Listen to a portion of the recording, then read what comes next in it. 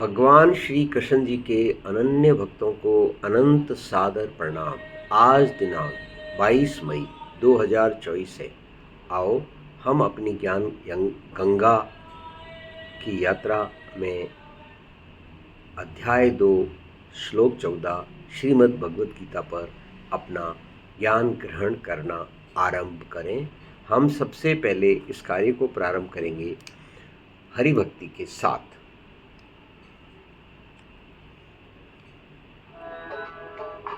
ओम नमो भगवते वासुदेवाय नमः। मात्रा स्पर्शास्तु कौन्तेय शीतोष्ण सुखदुःखदा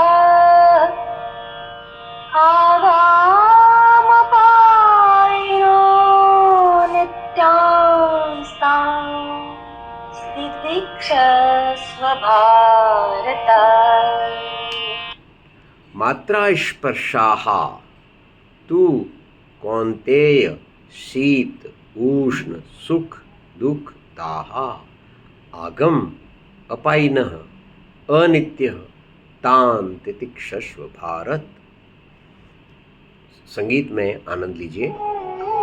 शीतोष्णया सुख दुख प्रद कौन्तेय इंद्रिय भोग है, आते व जाते हैं सब नाश्वत संयोग है। தமிழ். குந்தியின் மைந்தனே, பொறிகள் புலன்களிடத்திலே பொருந்துவதாலேயே வெப்பம், குளிர், சுகம், துக்கம் ஆகியன உண்டாகின்றன, மறைகின்றன.